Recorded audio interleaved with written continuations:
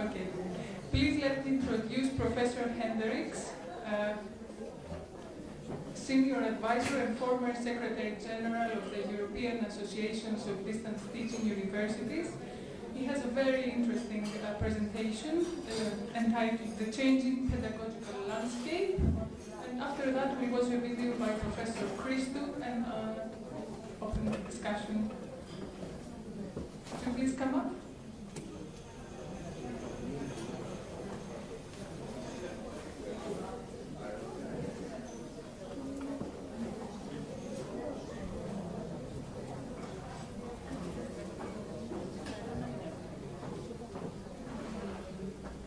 So thank you. I feel very honored to be invited here. Thank you for that as well. I have been in Athens a long time ago, I think around 90, when we had a conference, a major conference in Athens, as a kind of preface to the Hellenic University. So it was a meeting organized by the European Commission, together with the Greek government and the city of Athens at that time in 90. And later on, of course, the Hellenic University is established.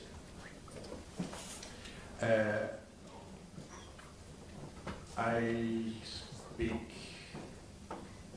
on behalf of the No, I am coming from Υλικού. Υλικού is the European Association of Distance Teaching Universities.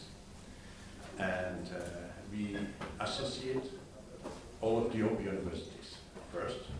So 10, 11 actually, because also Turkey is a member.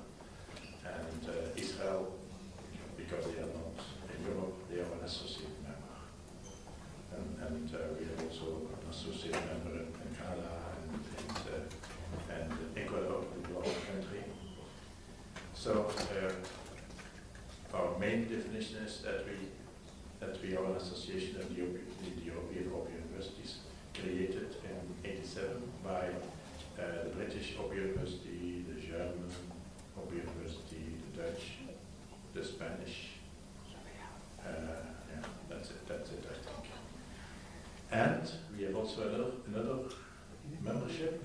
These are conventional universities, because in all the other countries, distance education is not organized by a dedicated open university, but by conventional universities, and they form together an association of, for example, the Association of Flemish Universities or Slovak Universities, organizing distance education. So we have two kinds of members: open universities, or principal members, and then on the other hand, the associations of conventional universities organizing distance education in the other European countries. Okay. So let's start with the presentation. It's about the changing pedagogical landscape in Europe. And so the changing pedagogical landscape actually is a title of a book we publish just now. It has to be published actually. It will be published next month by the European Commission. It's written on behalf of the European Commission. And we were involved as a Υλικού, it was a tender, and the University of Edinburgh and the Polytechnic of Barcelona, as well as Brussels Education Services. And so we had quite a lot of authors in different countries, because we made also country studies. I'll tell you later more on this, because from these country studies, of course, we got evidence for the book about the changing pedagogical landscape we have written.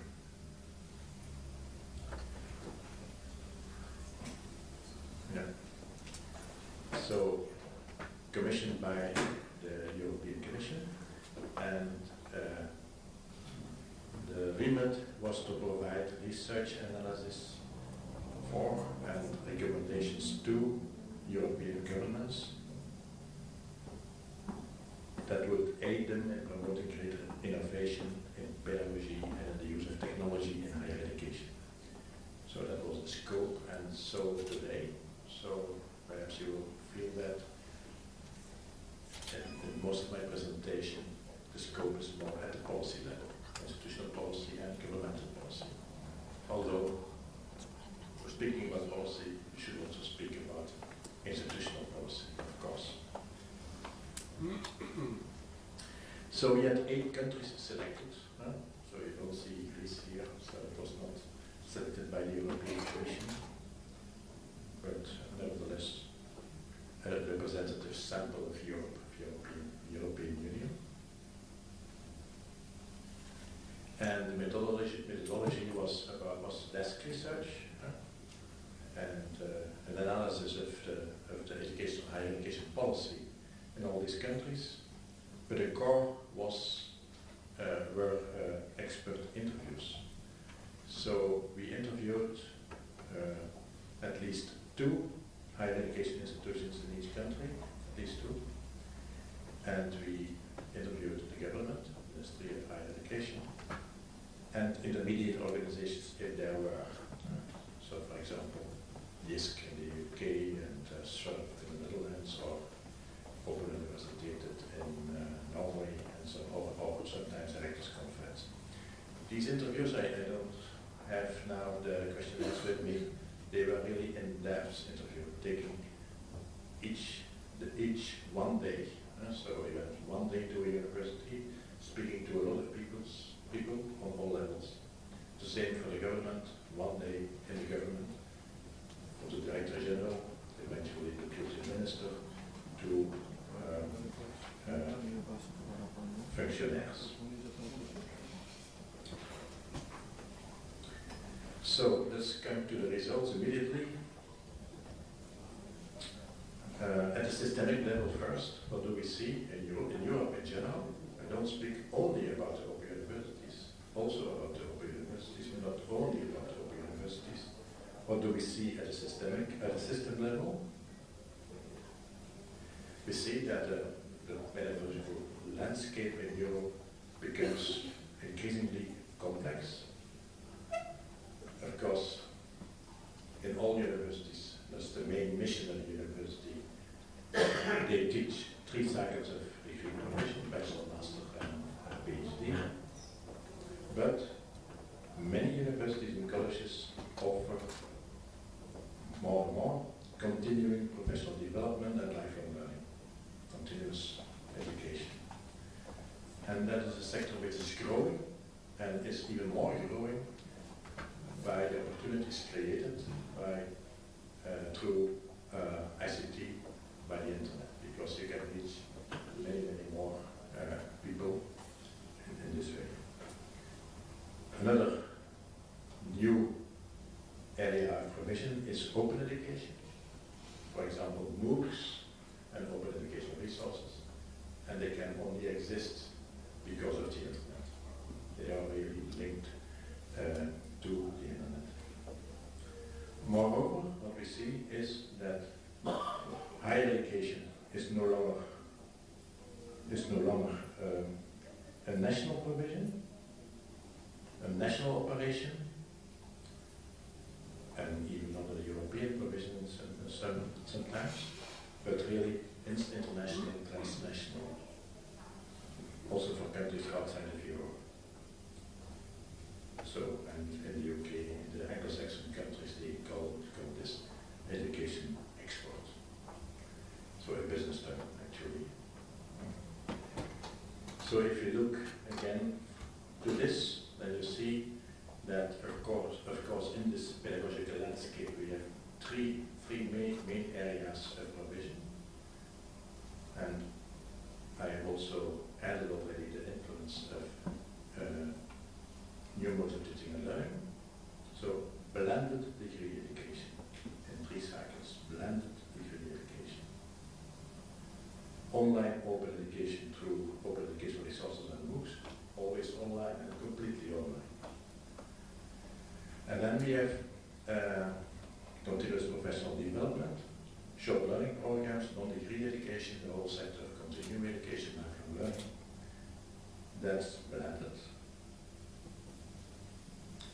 Originally it was only face-to-face subject, sometimes very, very small scale, somewhere in a hotel with a training course in a certain subject, 12 people. Well, perhaps now universities are opting for more efficient ways of organizing continuous education through online, blended and online education. Increasingly online, we have seen that, we have evidence for that, because online is of course more flexible. For people who are combining work and study, it's more flexible, it's easier to follow a completely online course in continuous education, continuous professional development, blended course, than you have to come to meetings face to face. And we see some universities opting drastically for online continuous education, online continuous professional development as a choice, really a choice. At the national level, at the transnational level, so we see research universities organizing continuing education, continuous professional development, not only for their own alumni, but also for the world outside, universities in Singapore, India, South Africa, the United States, and so on. That's what's happening. It happens in research universities. What I say now. Perhaps I describe it a little bit further. So, blended degree education in research universities is still the backbone in the educational system to develop, to educate for complex academic and professional competencies at a bachelor, master, and PhD level, with increasingly blended solutions to raise quality, but they do it for the quality.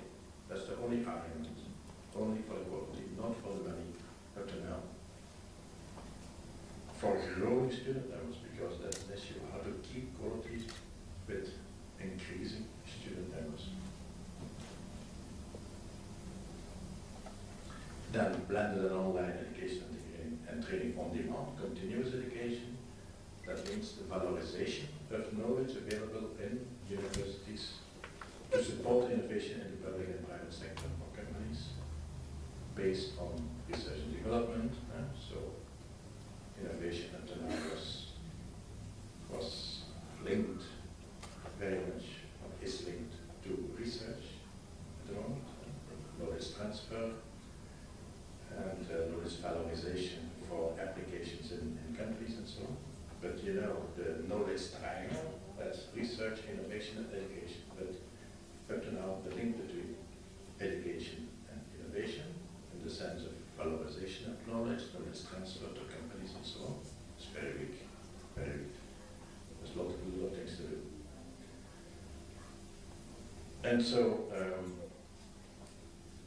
in that sector, a lot of flexibility is required through online and blended solutions, such as virtual seminars, continuous professional development, what we call also knowledge alliances. Now, also the Commission speaks also about knowledge alliances nowadays, corporate university initiatives, short learning programs, master classes, expert schools. There are different formulas here, and you can, if you want really to go in depth in these different formats, perhaps you have to go to the websites of, for example, business schools. They are really a very large variety of educational formats they use to reach their clients, their companies, their businesses in the sector of business administration. So I think we can learn a lot from the business school in that respect.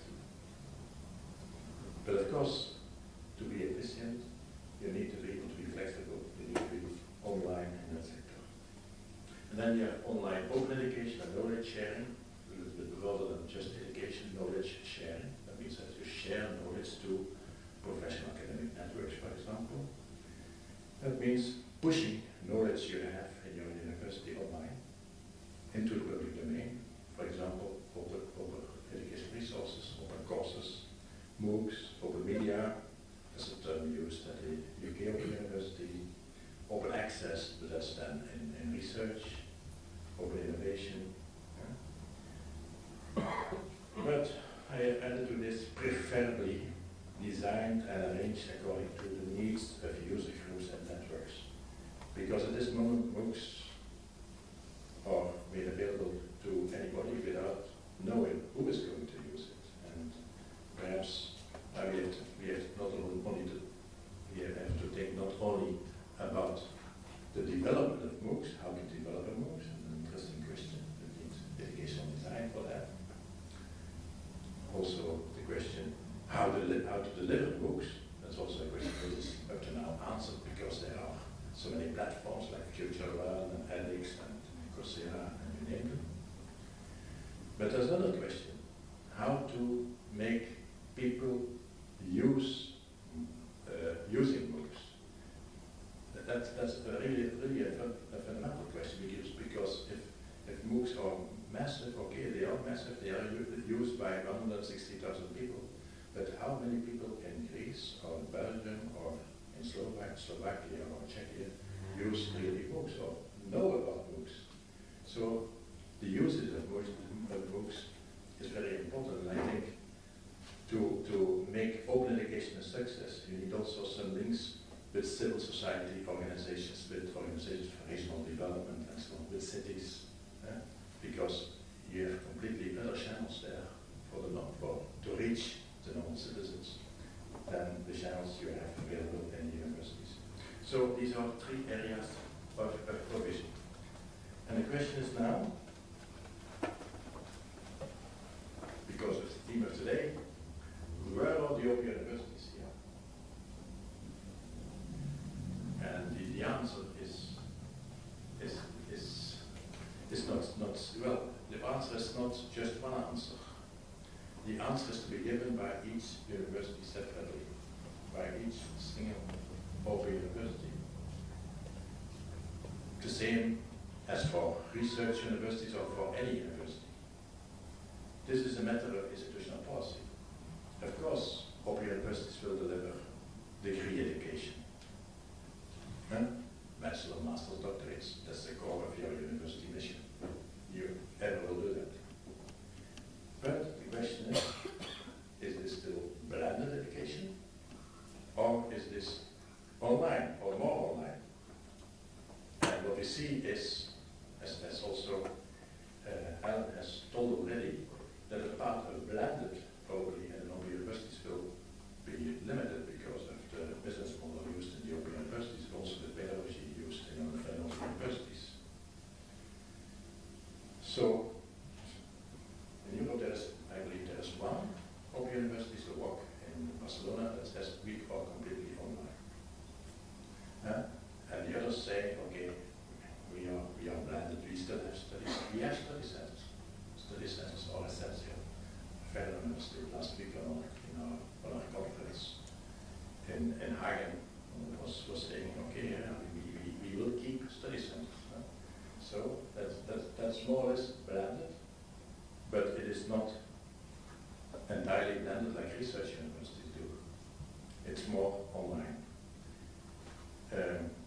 So that's really a basic question for any open university nowadays because of the sake of flexibility. It's better to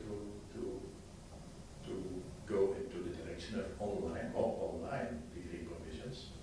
But again, then you need also different pedagogical models, and you need to think about how to make this possible from an educational point of view.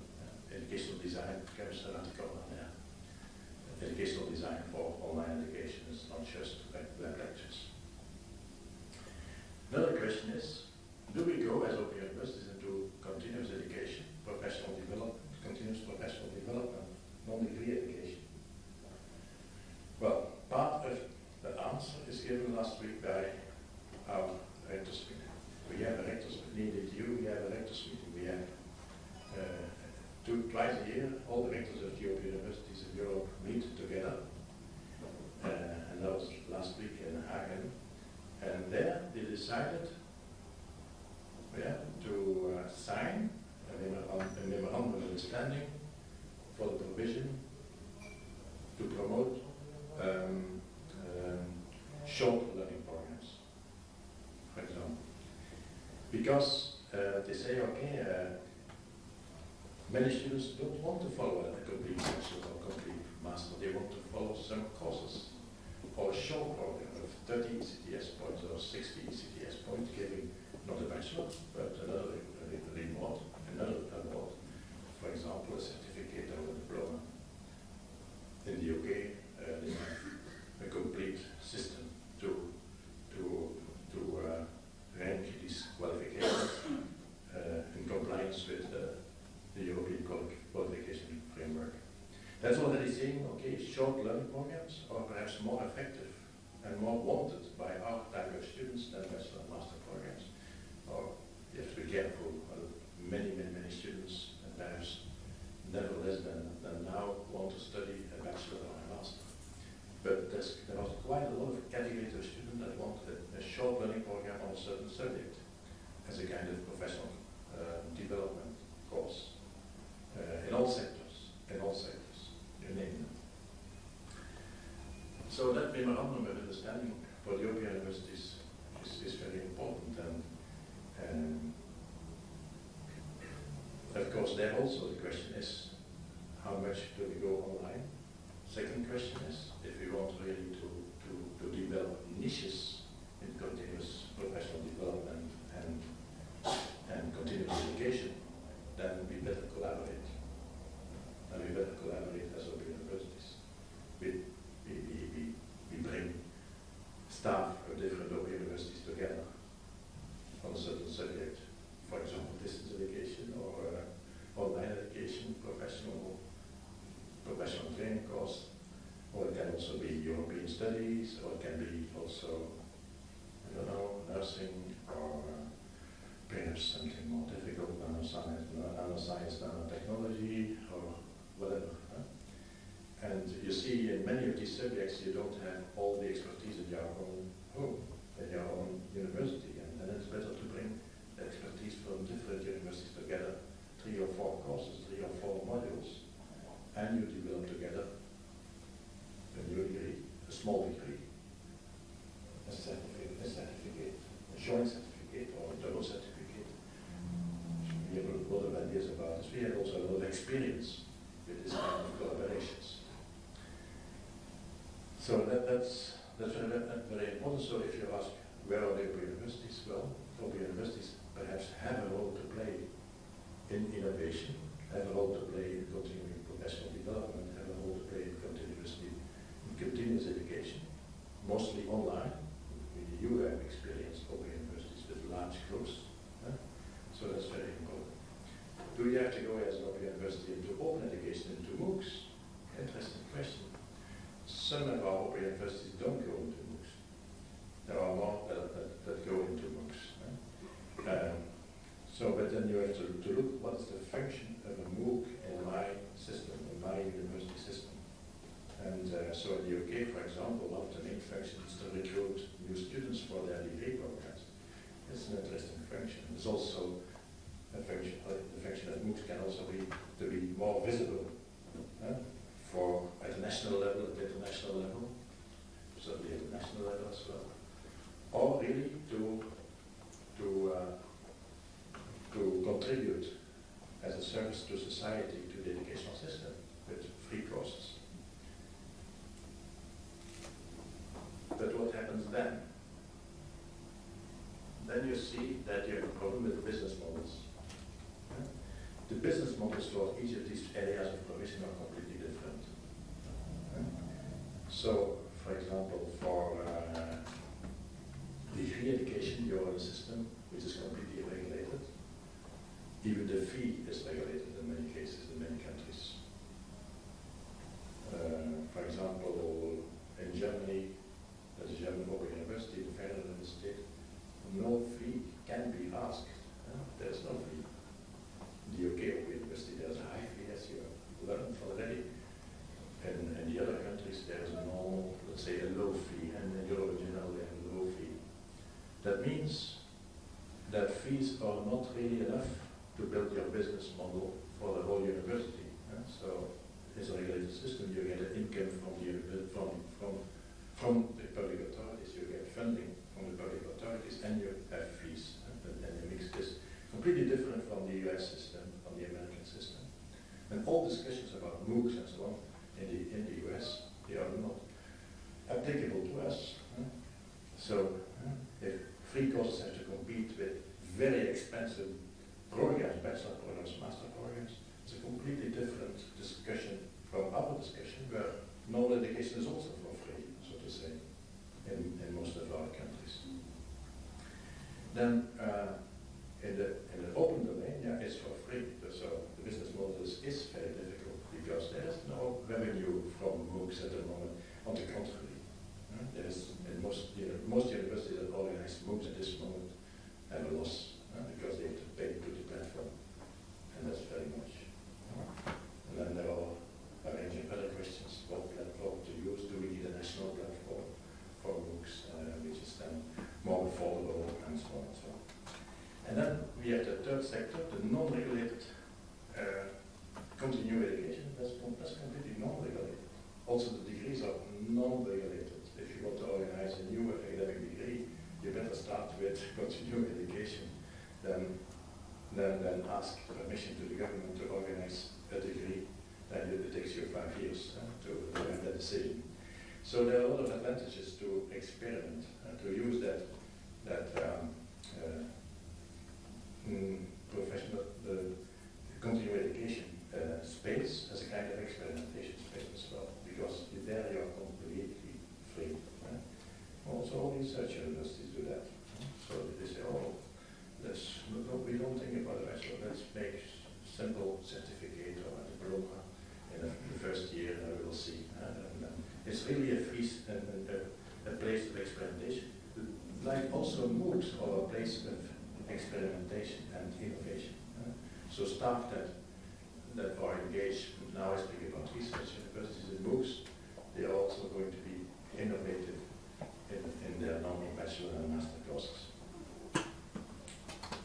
Okay, then the funding issue. I don't know how much time after that. 5 minutes? Okay. I'm going to skip a lot of things because I want certainly to say something about the recommendations we did to national governments. But first of all, I want to say that we have really in Europe a big problem with regard to funding higher education. So there are really enormous disparities in funding if you compare the countries with each other. There has been a lot of changes after 2008.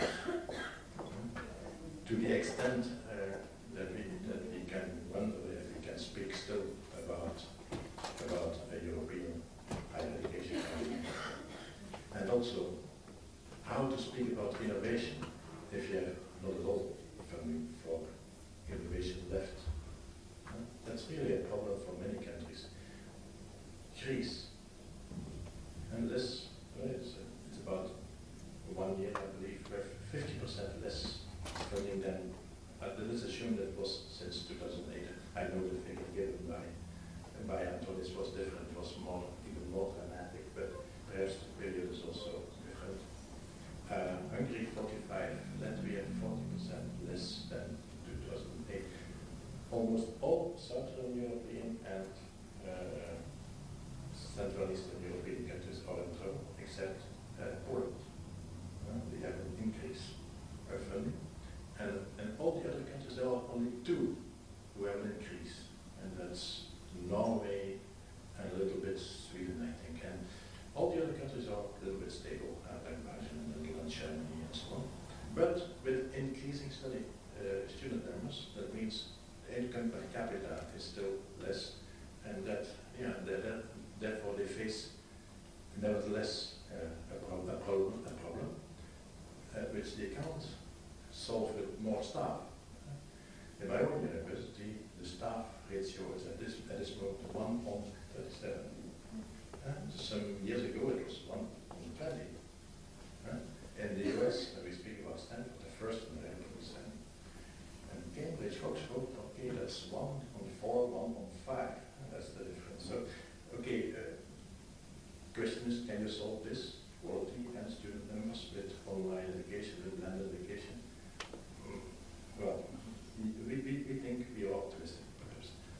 can solve this issue at institutional level to some extent.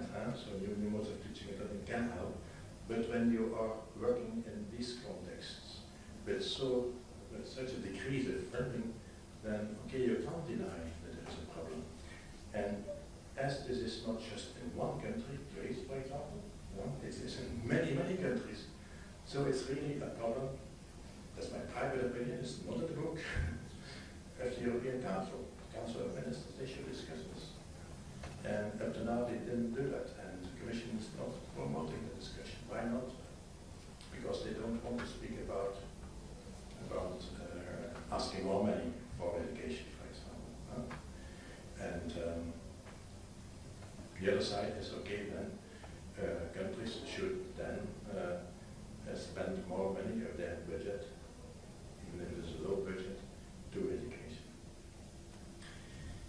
Okay, then I go just straight to recommendations we made to the government, and I will keep it short. Okay. So the first recommendation we made on the level of the national government is develop national strategies with regard to new modes of teaching and learning, and align all your policies and processes for change, so that there is a kind of clear support and policy to stimulate the implementation of new modes of teaching and learning. So very simple. And you can say, okay, if a government doesn't do anything, if a government doesn't have a vision, if a government doesn't have a strategy, what does it matter? Well, it matters. We have seen in the interviews that in countries where there is no vision at the governmental level, universities are nevertheless asking for a vision. They ask, or they complain, this government has no vision, has no strategy. And then the worst thing of all is that they say, okay, it's very difficult for us to do where to go. So if not any indication is given by the government, this is really an issue, also at an institutional level, because, well, it's sometimes an excuse perhaps, but perhaps it's also more difficult for institutions to develop then their own vision on the implementation of new modes of teaching and online learning. That's all I say about this. As you can read, engage stakeholders for a common agenda in this matter, and well, it's actually logical. When you want to implement a vision, you have always to engage your stakeholders, and it's done also. For example, in Norway, you have the MOOCs Commission. Perhaps you are aware of that. They have a very, very interesting report on online and open education, on MOOCs, not just about MOOCs, but on the whole system, innovation in higher education, and the role of ICT in innovation in higher education. It's a very coherent vision, including even figures for funding. So it was outsourced to a committee, so okay, this is a governmental commission. And also in Germany you have the Hochschulforum Digitalisierung. That's from the Rectors Conference. They also prepare such a broader vision of the government. Third recommendation, I don't know if you will agree with that, establish national agencies for supporting change and innovation in universities, because it's really complex developing a policy for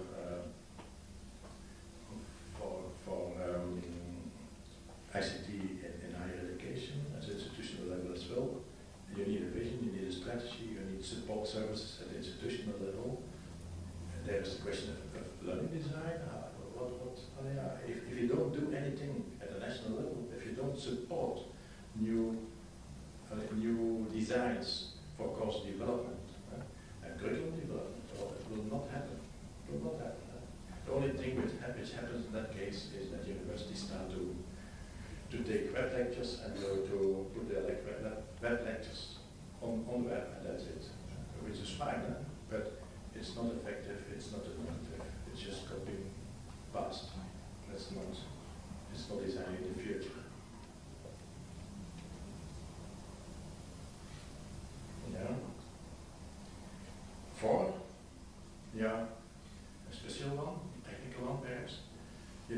research, we have clear criteria to record research and the quality of research, and they are very simple. It's about citation indexes or all kinds of value metric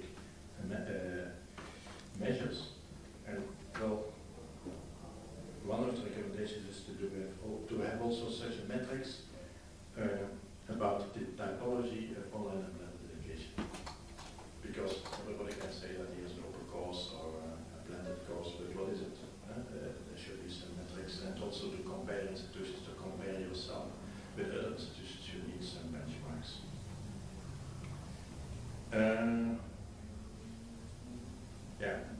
Requires certification of university teaching practice and CPD.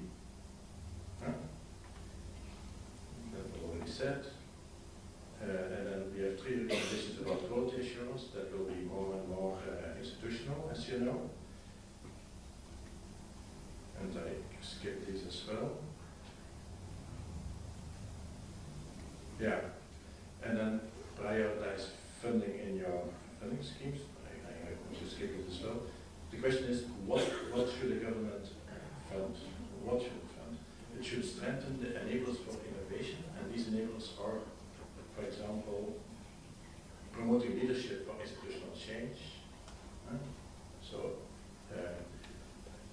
professionalize leaders, rectors, vice rectors, directors, and so on. Also, learning technology tools, systems and services, the professional development of teachers, of course, communities of practice. So that is on the subject level that you see what good patterns of practice are built by university. You can do that also at institutional level. The development of shareable resources, OER, for example, and then the support evaluation and research evidence. And the other is about assessment of costs at the institutional level. So these are the recommendations, but of course you are going to read them in the book that will be published. That's for free as well. So, and then finally, I just wanted to say that we as Υλικού, we have a project called Empower with 12 expert groups. They are mainly coming from Open Universities, these experts, in all these areas, institutional policy, but also student-centered online curriculum and course development, course design, student support, assessment, and so on. In all these areas, we have experts, 12 experts, for example, and these experts should be able to add something to expertise already available in other universities. And these experts will then operate in pilot groups at the moment. This means other universities that demand some teacher training, professional development, or management seminars at the level of rectors, vice rectors. So, it's really offering on-demand expertise to universities in Europe to make sure that this implementation can actually be accelerated. Voilà. And finally, perhaps, if I may, I say one word about our Leadership Institute that is working in a completely different way. That means that there will be an offer of leadership courses in online and blended teaching and learning, also organized by the Empower expert groups, but that will be then seminars and online sessions where people meet on spot. And the other was that where people meet in situ at one university. Okay.